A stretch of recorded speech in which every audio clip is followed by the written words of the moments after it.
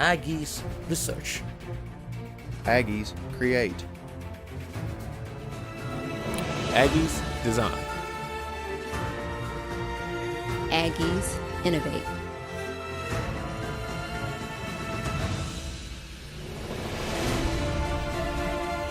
Aggies win. Aggies Triumph. Aggies do.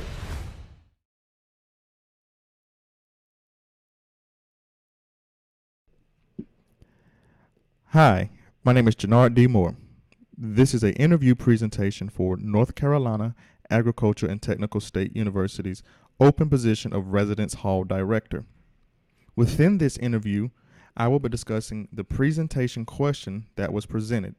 I will also be discussing the challenges that are faced with Generation Z students who are living on campus. I hope you all enjoy this interview presentation.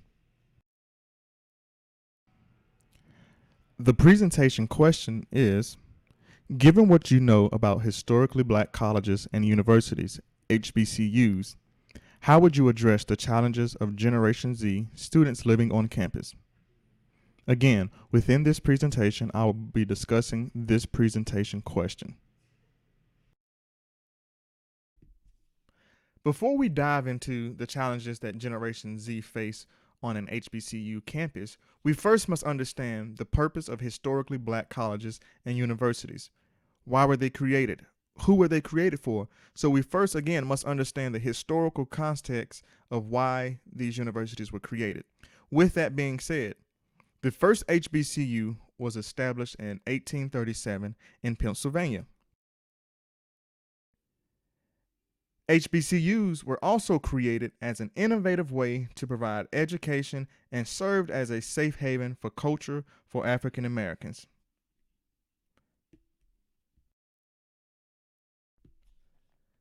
The most important takeaway from the historical context and the purpose of historically black colleges and universities is that HBCUs have continually withstood the test of time, and they have adapted to the world around them, as well as the technological advances as time has progressed. So HBCUs have proven that they know how to be innovative, they know how to be creative, they know how to adapt to change into society around them, as well as being advanced in technology and creating and producing some of the world's most renowned professionals that we know to date. Let's talk about the 4 challenges or areas of opportunity that I see can be fixed or faced head on at HBCUs dealing with Generation Z residents. The first one being amenities. The second, inclusive environments. The third, transparency. And the fourth, social media. These are my top 4 areas of opportunity. Now, let's talk about Generation Z. What do we know about Generation Z? They're students or residents born between 1995 to 2010, which is an arguable time frame. They're deemed as the first truly mobile generation. They appreciate practical, real-life experience. Research has also shown that Generation Z make up approximately 32% of the world's population, making them the largest population ever. Generation Z is also known as iGen, digital natives, or Gen Z. A quantitative research study yielded results that showed Generation Z noted that reliable Wi-Fi is more important than reliable restrooms. Studies has also shown that this generation has the worst attention span. However, they are great multitaskers. Now, let's discuss 2 areas of opportunity that I see can be addressed on HBCU campuses when it comes to Generation Z. The first is amenities, and the second is inclusive environments. Here are some important facts about Generation Z. They don't like shared spaces, such as living spaces or shared bathroom spaces. They expect more and want to pay less.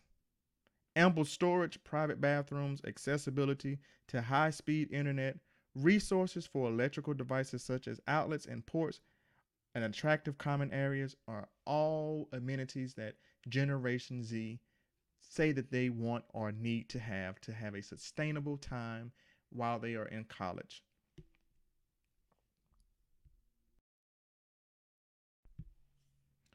Research has shown that Generation Z likes to live a lavish lifestyle. They simply like nice things.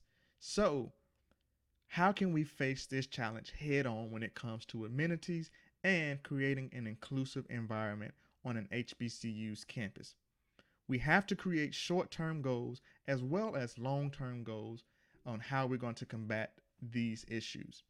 Some of the things that I see that can be done in a short term goal time frame are updates to the residential halls, things such as the bathroom fixtures, the room light fixtures, including vibrant paint within the residential hall setting, creating digital displays in common areas, creating private nooks or study rooms.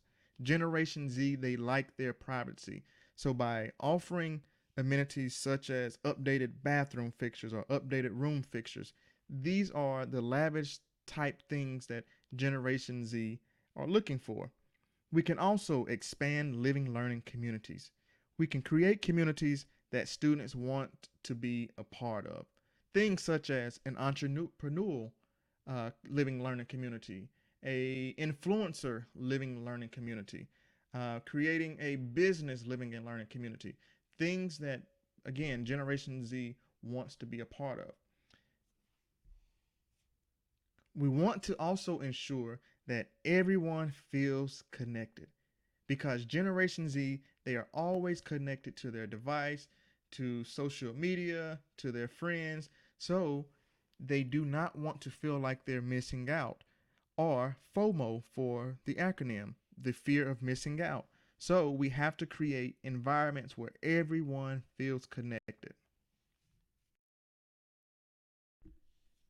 Another amenity that potentially could be attractive to Gen Zers here at North Carolina A&T would be to update all of the double occupancy rooms with stackable beds, allowing for a more open concept. This in return will give the residents more space in their room. Now, I know that this can become costly dealing with a large university such as North Carolina A&T. However, this could also be a short-term goal, meaning we would start in the smaller residence halls, working our way up to larger residence hall within a time frame. The time frame could be set 2 years to 5 year. So a 2-year span to 5-year span, we would potentially update all of our double occupancy rooms with stackable beds. Let's now discuss the third area of opportunity that I see for Generation Z and HBCUs, transparency. Gen Zers are not satisfied with blindly. One way to potentially combat this transparency problem and increase greater transparency when it comes to dealing with Gen Zers is by, again, potentially sending out a monthly newsletter telling all of the residents how many rooms are available at the end of each month, telling them how many bed spaces that we have for males, providing them information of how many female spaces we have available, just giving them information that can suffice as being transparent without providing too much information that they may not be privy to.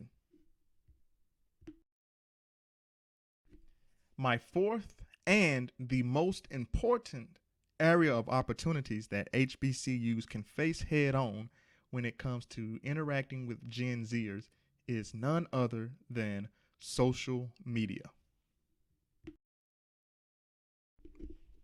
When it comes to Gen Zers and social media, they are the true gurus. They have reshaped and restructured the world as we've known it. They are true digital natives. In order for HBCUs to reach Gen Zers, they must have a huge social media presence. Your social media presence must excel and go to the next level. Some of the ways that you can create a huge social media presence is by creating cinematic videos, constantly posting, oversaturating the market with your brand. The main thing is to recreate your brand. By recreating your brand and having a social media presence is very, very, very cost effective because it's free. All you have to do to reach Gen Zers, again, it's free, is continually oversaturate and flood your timelines with posts. Flood your timelines with posts that will grab their attention. Flood your timelines with what is called stopping the scroll. Flood your timelines with information that will make a Gen Zer stop mid-scroll to reach and read your information. I want to show you this brief clip in regards to Gen Zers and social media, even on a college campus. There are the boomers, there's Gen X, there's my box, the millennials, but young people are covered by more than just that title. Gen Z is the next wave, and turns out there's quite a bit that makes them uniquely them.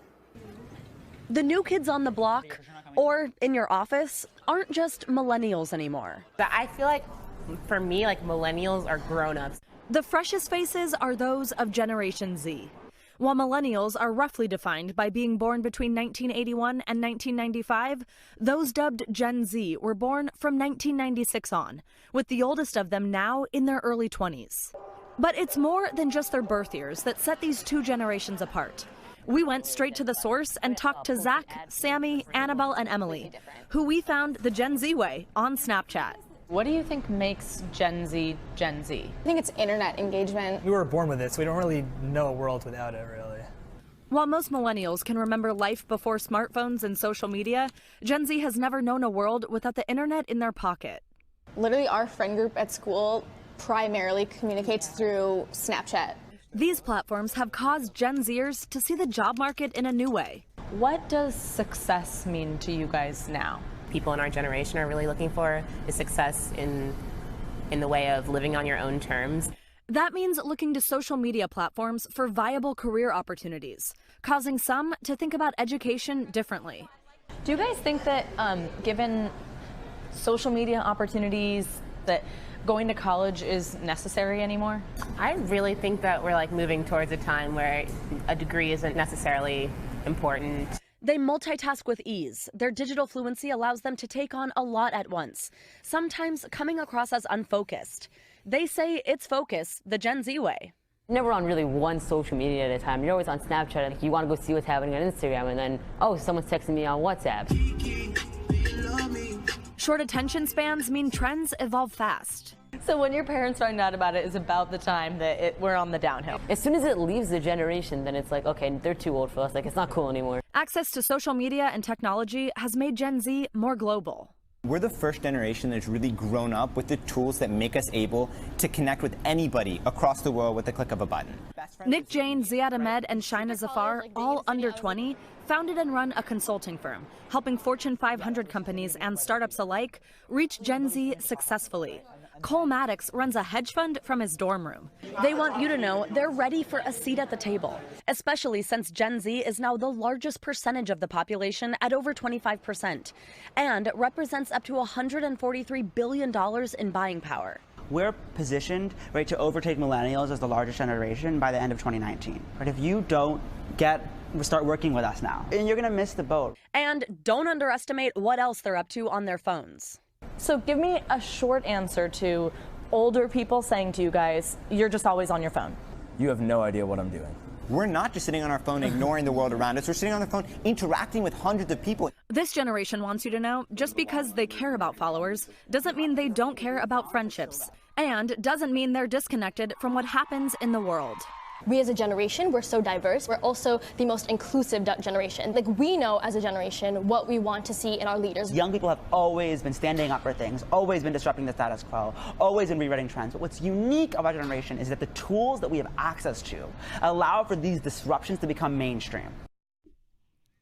As the young man said in the video, if we do not begin working with Gen Zers now, we're going to miss the boat. We do not want to miss the boat.